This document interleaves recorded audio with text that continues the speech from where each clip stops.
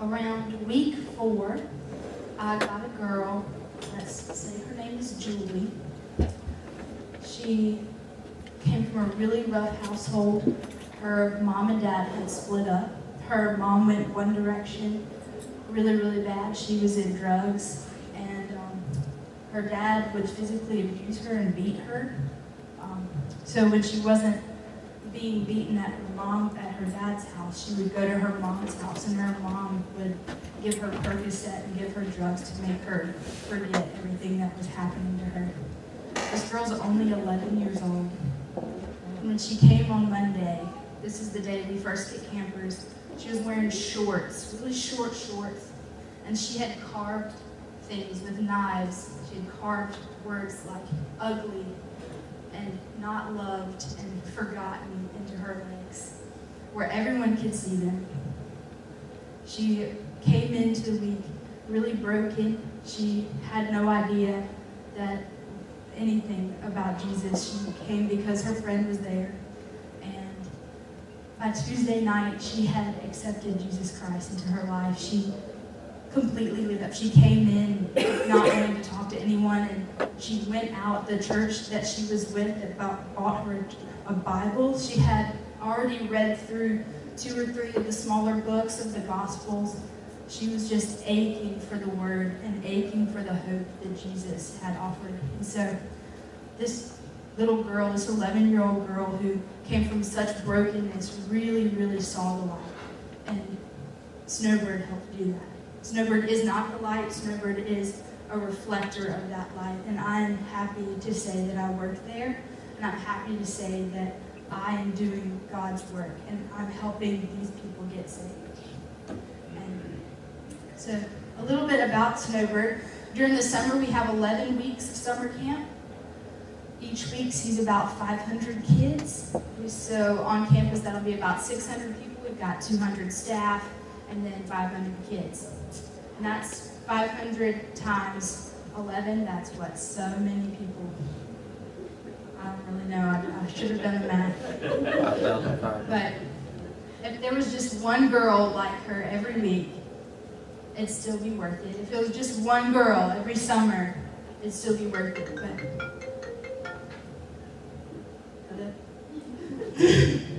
So on Mondays, when the campers get there, we're waiting at the front entrance. We're all jumping around like crazy people, waiting for people to get there. Then we go and run up to their buses, and we say, "Oh my gosh, my name is Brittney, and I love you. I don't even know your name." And most of the time, they're really freaked out. But they learn to love you. And so after that, by Monday night, we have our first share group. And share groups are where we get all of the girls together and then all of the guys together, and we sit down and we talk about things that were said in the services, things that they're doing, things that God is trying to teach them, and things that God is teaching us. And it's a really good time to sit down and look and see, hey, wow, like this is what God's doing for you, or like, you need God. Let's talk about this. And share groups are the main way that we can really help reflect the gospel.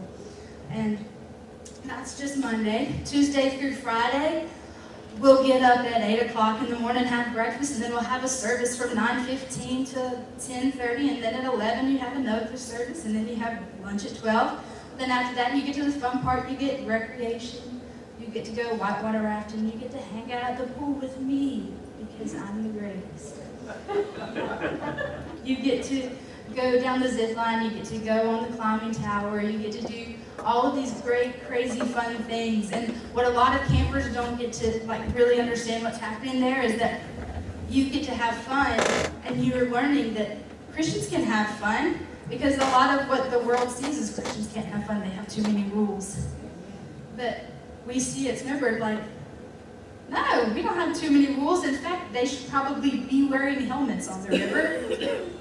We don't have enough rules because we have our freedom in Christ. We have the freedom to live our lives to the maximum through God. And that's just what the schedule looks like. This year, our services were about how Jesus is the hope of the world.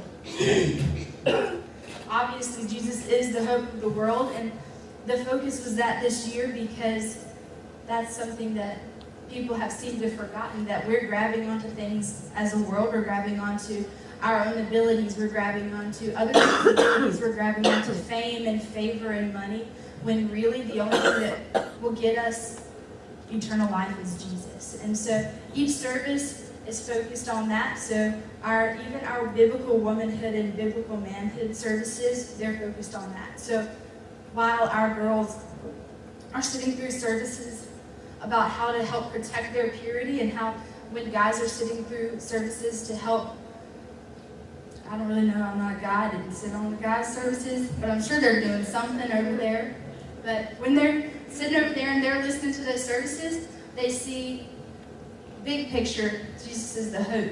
They see little picture, this is what I need to do to carry it into the world. So one service was about Rahab.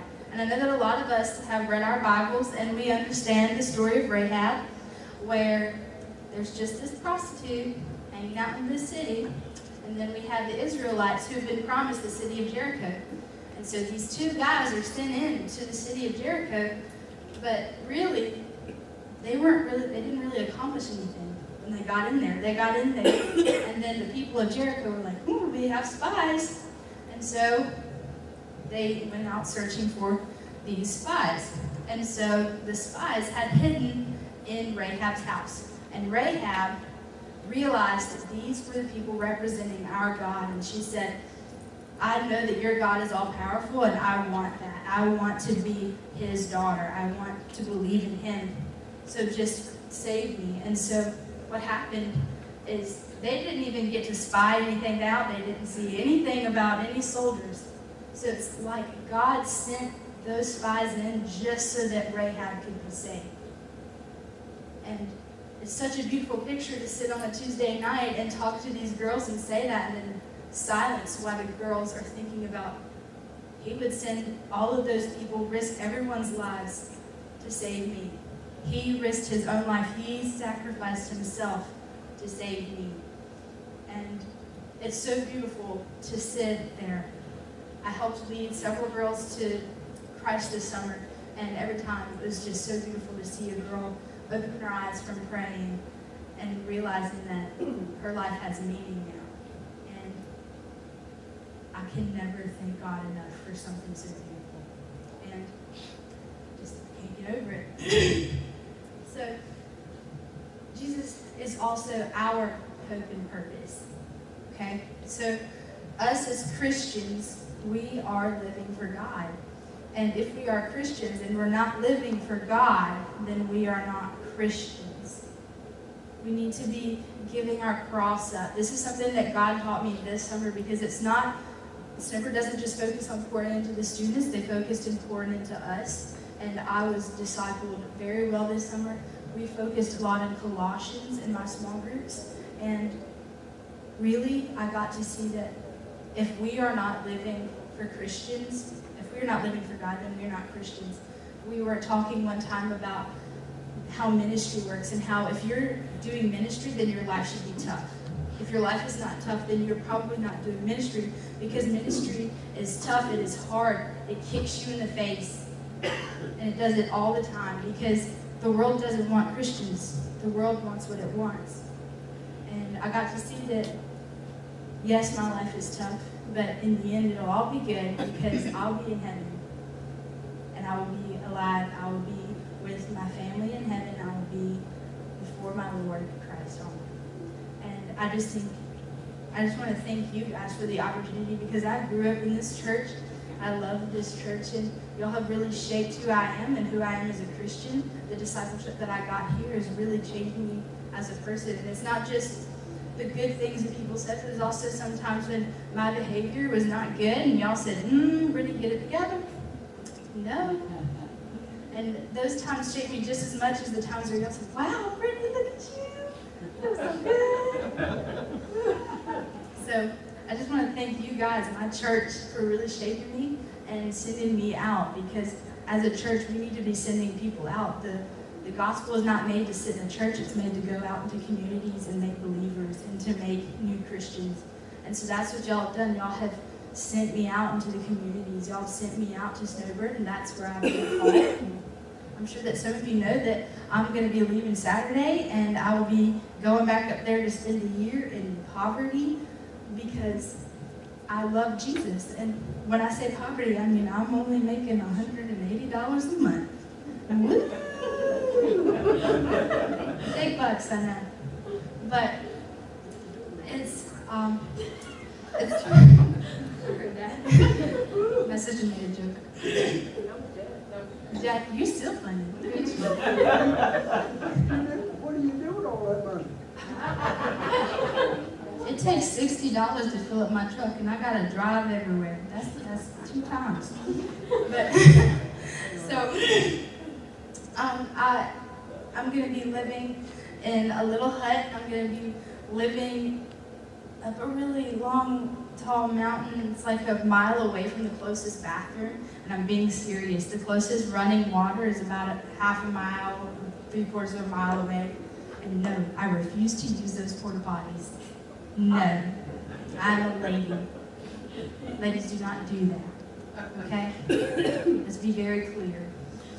But I'm going up there, and because ministry is hard, and I know that, and I've realized that, and this is where the Lord has called me, and so I can't just sit in my comfort zone and say, okay, I'll go work from here. I like that my bathroom's down the hall and not down a mountain. The Lord has called me to not really a rough place. It's not a rough place because in other countries you have to go and seek out people that need the gospel. But at Snowbird, those people, not only are they coming to you willingly, they're paying us. They're paying to come and hang out and do recreation and hang out with us. I have girls that text me all the time from this summer. They just text me, they said, oh my gosh, I wish that you're having a great day. You're just so great. And that's because they wanted to seek me out. They wanted to be my friend. And it is such a blessing not to have to go out and say, hi, are you a Christian? Do you know Jesus? It's of course, we're called to do that, but right now, the Lord is bringing these people to me, and I'm so thankful. It's kind of like a training camp to have before I have to go out into the real world and really, really get down to it, you know? So that is what I will be doing this next year. I will be doing an internship at Snowbird. It's going to be really tough. If the summer is anything like that. My summer, I would get up at 7 o'clock in the morning. I wouldn't go to bed till 1 or 2 o'clock in the morning. I cried all the time. It was really tough. It was a really tough summer. But the Lord has really grown me through it. He's grown me through my laziness because I'm not quite as lazy anymore. I know, Grandma. But He's really grown me this summer. Just because being in a place where you're constantly surrounded by people, sometimes you don't get along with those people, but realizing that we shouldn't be attacking each other because we're on the same team. Just because you don't like that person, that doesn't mean anything, because we're all in the same army fighting the enemy. So don't attack each other, fight the enemy. And really when it gets down to it, a lot of the time we start fighting each other and we don't fight the enemy, and the enemy ends up getting us because we're too busy arguing over the color of a carpet. I know. But it's just been such a great summer, and I want to thank you guys again just for growing me in this church and for just being such a great church and so loving and encouraging. Everyone here, like, y'all all know my name, y'all always say hey. It's really encouraging to a young Christian to see a church that really wants to invest in it. And I just want to thank you, and I want to encourage you to continue to do that, because I don't want to be the only missionary out there. I don't want to be the only person at Snowbird from this area, which I'm actually not. There's a bunch of people from this area up there, but that don't mean anything, you know? We're all Christians. But I just want to thank y'all again. Y'all are just so great. Yep, got it all. I'm going to read a little story. So, if y'all have your Bibles, if you have your Bibles, you can turn to Matthew 12:46. That's where we're going to have a lesson.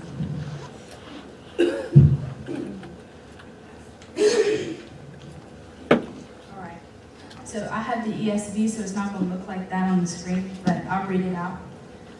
Matthew 12:46. While he was still speaking to the people, behold, his mother and his brothers stood outside asking to speak to him. But he replied to the man who told him, "Who is my mother and who are my brothers?" Stretching out his hand toward the disciples, he said, "Here are my mother and my brothers, for whoever does the will of my Father in heaven is my brother and sister and mother." So, this is such a great passage, because here we see Jesus. He's just healed someone of an unclean spirit, and we see that there's a crowd of people around him, and they're all going, "Wow, oh my gosh, he just healed some from demons. He just healed some people from demons. What are we going to do? He's just so great." And his mom and brothers are standing outside. At this point, Joseph, his father, is dead, or no one ever talks about him, so we assume he's dead. But at this time, we see him kind of standing around outside of his house, and his mom and brothers are saying, "Hey, Jesus, come here." Because a lot of y'all might not know this, but Mary and his brothers weren't really supportive of him. There's another story in the Bible where Jesus has been healing people, and he's been saying things like, "My Father in heaven," and his mom and brothers drag him back in the house and say, he's crazy, don't listen to him. So his mom and brother are probably doing this again. They're trying to pull him back and try not to get so much attention, because attention was not good. And we see that they're calling to him, and the people in the crowd are going, "Hey, isn't that your mom and that your brothers? Don't you want to go see what they're calling you for?" And he says, "Who are these people? The people that are my family are the people that do the will of my Father." And so when I speak of my family, I speak of my Christian family that is doing the will of my Father in heaven, that is working towards the kingdom. And that's what I want to be doing. I want to be out there. I want Jesus to call me sister. I want to go to heaven and be embraced as a family member. So I am doing the will of my Father willingly. I'd gladly go out there in dirt and mud and heat and winter, doing whatever that this Snowbird right now needs me to do, because I know that what they need me to do is going to be something for the gospel. And so I'm going to go out and I'm going to serve Snowbird, and I'm going to serve my Father in heaven. And I encourage you that we are apart to continue to serve our Father in heaven, so that we are a family, and that when we get to heaven, we are embraced as family. Thank you, guys. I'm going to sing a hymn of closing. I don't know if that's a type of hymn, but...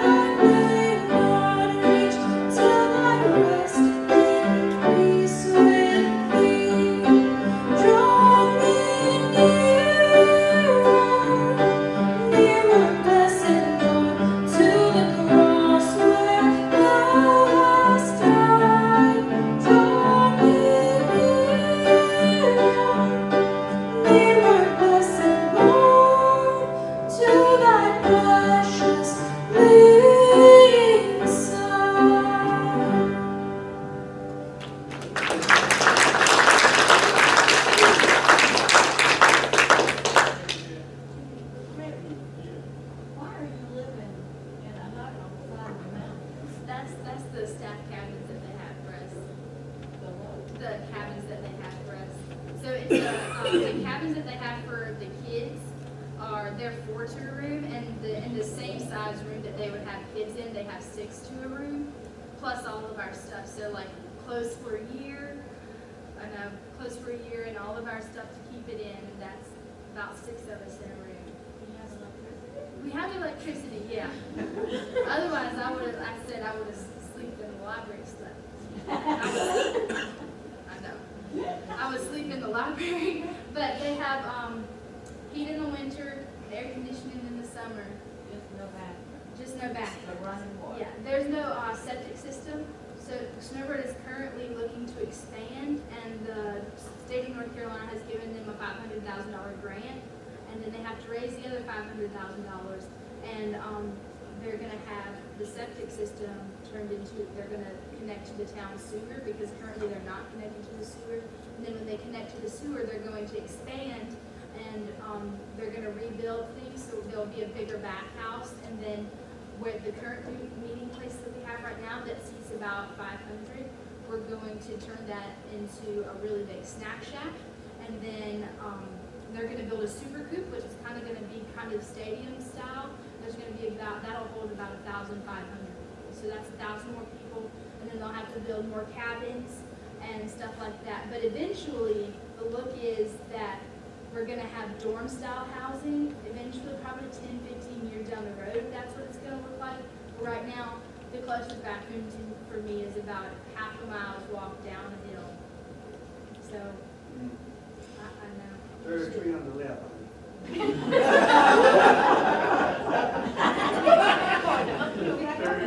live kind of in close quarters to the boys' cabins, and the girls' cabins were like right there in the wintertime. We have to live close together, and I ain't going outside in the bathroom when there are guys around. I'd sooner use a porta potty. But that's like Jesus' time. I know, I just need a pair of things. Does anyone else have questions? You've got plenty of time if y'all want to ask any questions about Snowbird. How many others are there like you? So, when we work during the summer, there's a 200 summer staff, and then we have close to 50 full-time staff members. And then during the winter, they cut it down. They'll have about 10, 15 girls, 10, 15 guys, and then 30 regular staff members. So it's cut down from around 300 to about less than 75. So where do the others live if they don't live on the side? They have their own house. Yeah, so also I like laundry and stuff like that. The closest laundromat is 45 minutes away. The closest Walmart is 45 minutes away. The closest Bojangles is 45 minutes away. I know. I spent like $30 every weekend. I think the Lord continue with it. We're going to be doing one. Amen. We need to pray for you some more. Thank you so much.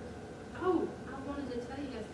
So the internship that I'm doing, we're going to be working a lot in missions work. So there are missionaries that Snowbird has sent out. Some in Chad, Africa, some in the Middle East. We can't really say where they are. There's some in India, and there's some in Laos, China. We've got those 4 places, and when they come back, we like debrief them. We get them acclimated back into American society, then we send more people out. So we're going to be working in the fall. We're going to be working with bringing people in, and then sending more people back out, sending married couples, because in the mission field you need men who can start businesses like construction companies or CrossFit gyms. We have a couple going out that's going to start a CrossFit gym in Yemen. I don't really know why, but that's the way that they're going to use, that's the platform that they're going on, because they can't go and say, hey, we're missionaries. So they're going and saying, hey, we're CrossFit trainers, and they're going to have a CrossFit gym, and they're going to live on the Nile River. Geniuses. But they're going out and they're saying that they're CrossFit trainers. And so we're going to do a lot of mission work. And then also as a team, so the Institute team, there's 25 students like me. And we're all gonna go with 10 of our full-time staff members. We're gonna go to Honduras. So I have to raise like over $1,000. And I have to get my passport, which it's in the works. But so I'm gonna need a lot of support. I'm gonna need prayers, obviously, because there's nothing stronger than a prayer to our Lord. And the Lord loves to work through the prayers of his people. How long do they stay? Anywhere from 6 months to 4 years. Those are the commitments that they make. And then after their term is done, they come back and then they say, I would like to go back out and go to the same place, or they say, I do not want to go to the same place. And then they turn back around and go again, or they go somewhere else. And we did that this past week. A woman came in from, I think, Syria. She came in from Syria, and she is going back out, but she's not going to Syria. She's going to Brazil, and she's going to be a principal there, and in a school in Brazil. And that's going to be her platform, spreading the gospel.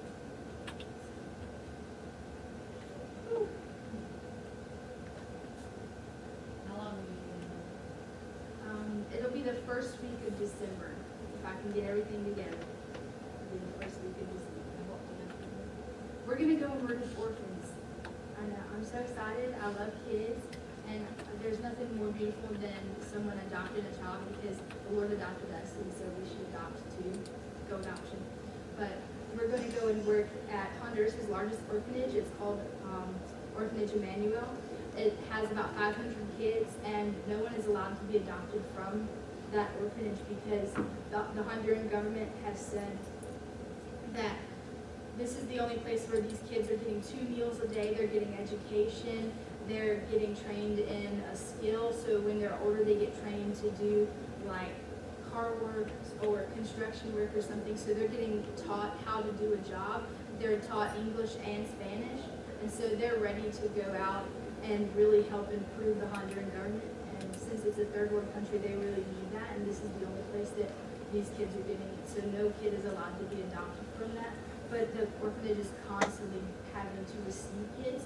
So sometimes we go, Snowbird has gone for the last 15 years, and sometimes Snowbird goes and they expand and build bigger housing for the kids, and sometimes they go just to hang out and work. So I don't really know what I'm going to be doing there, but I know we're going to be there for about a week, maybe more. I think it's just a week though. And then we'll come back, and I think after that I might have a Christmas break, but I'm not exactly sure how this fall semester is going to look. So it's a 1 year, you have Yeah. committed to 1 year. Yeah, so there's a fall semester, a spring semester, and then the summer of next year. And then after that, you either commit or. Yeah, so I'll pray and say, Lord, what do I need to do? Because I could either stay on for another year, or I could figure out something else to do. The Lord could lead me somewhere else. So right now, the Lord has me up there, and if He wants me back here, He'll move me back here. So you're not joining the army, No, you're not a bishop. no, it's here. I know. Any other questions?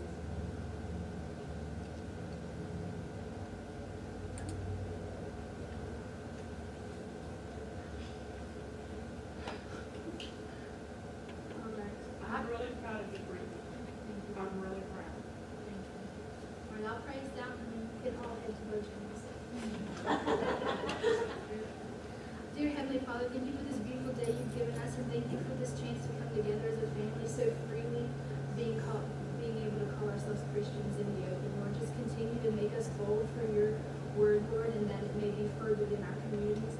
Let us continue to shine as lights and shine as a lighthouse to our community.